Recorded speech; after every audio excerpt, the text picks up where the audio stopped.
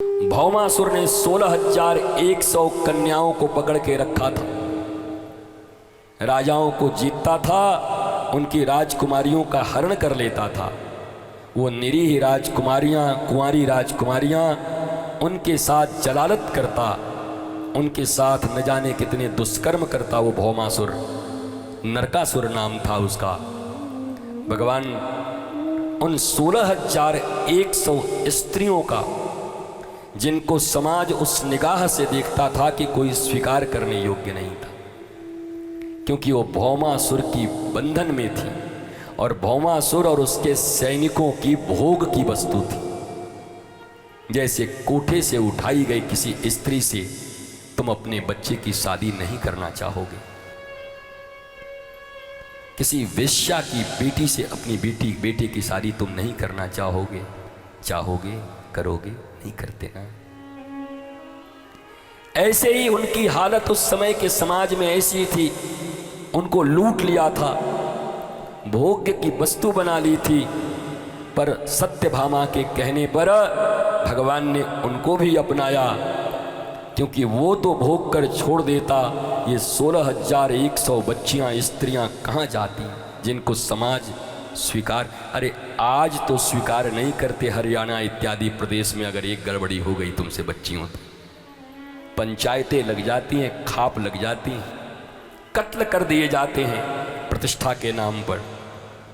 उस समय में सोचो कि जिनके साथ ऐसी घटनाएं घट गई थी उनको कौन अपनाता, कौन स्वीकार करता। जो लोग हंसते हैं कि भगवान ने 16,108 विवाह किए, उनको लज्जा आनी चाहिए। बेशर्म हैं ये लोग, न तो कभी सनातन धर्म को जाना, न कभी कोई शास्त्र पढ़ा, न किसी संबुद्ध सदगुरु की शरण में आए, न शास्त्रों के विवेचना के सुनी सुनाई बात को दही मिर्ची लगा करके भगवान का अपमान करते, स्त्रियों का अपमान करते, हिंदू और सनातन धर्म का अपमान करते। और दुख का विषय यह है कि हम भी जानते नहीं कुछ, इसलिए मुंह बना के हाँ में हाँ मिला के खड़े हो जाते। उन 16,100 प्रत्यक्षात स्त्रियों को जब कहा सत्यभामा ने कि तुम चिंता मत करो, मैं कहती हूं श्री कृष्ण को वो तुम्हारी रिहाई कराएंगे और तुम्हें स्वीकार करेंगे दुनिया में। सत्यभामा ने कहा कि आप इनको स्वीकार करो प्रभु। जब वो बच्चियां रोने लगी कि अब कौन पुरुष हमको स्वीकार करेगा, हमारे माता पिता भी हमको स्वीकार करने को राजी नहीं हैं, तो सत्यभामा ने कहा घबराओ मत, अब तुमको कोई पुरुष नहीं, साक्षात पुरुषोत्तम स्वीकार करेंगे, तुम्हारे जीवन को बनाएंगे। पुरुषोत्तम लीला पुरुषोत्तम श्री कृष्ण ने 16,100 स्त्रियों के साथ अलग अलग मंडपों में विष्णु के अनेक रूप, कृष्ण के अनेक रूप, अलग अलग रूपों में बैठकर एक साथ विवाह किया। तुम में भी इतने रूप लेने की क्षमता हो तो तुम भी कर लो, जाओ, है शक्ति तो कर लो। ये हंसते हैं, रासलीला को गाली देते हैं, भगवान की 16,108 पत्नियों पे जोक बनाते हैं, और हमारे तुम्हारे किताबों और व्हाट्सएप पे चलते हैं।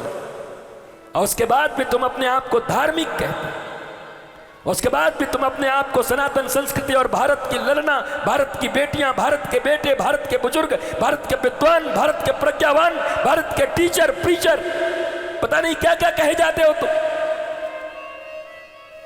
लेकिन तुम्हें तुम्हारे शास्त्रों के विषय में ज्ञान नहीं है। श्री कृष्ण के ऊपर जोक्स बना रहे हैं, 16,108 है।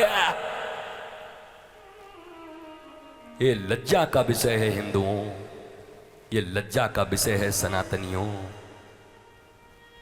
अपने इतिहास को नहीं जानना, अपने शास्त्रों को नहीं जानना, अपने शास्त्रों को नहीं पढ़ना। आज कोई ऐसी जगह से किसी स्त्री से विवाह कर ले तो नोबेल पुरस्कार मिल जाता है उसको। देखिए इन्होंने कहां से ला करके किस स्त्री से विवाह किया, परित्यक्त स्त्री को अपने घर की शोभा बनाई। और 5,500 वर्ष पहले समाज की क्या स्थिति रही होगी। उस समय में अकेला गोविंद श्री कृष्ण ने 16,100 परित्यक्ता स्त्रियों को नया जीवन प्रदान किया और उन्हें भगवती होने का आशीर्वाद दिया। लोग उन्हें भगवती के रूप में स्वीकार करते। सड़क से उठाकर लोगों को भगवती बना दिया कृष्ण ने, मां बना दिया कृष्ण ने। वो जगत पूज्या हो गई, आराध्या हो गई, कृष्ण अंगभूता हो गई।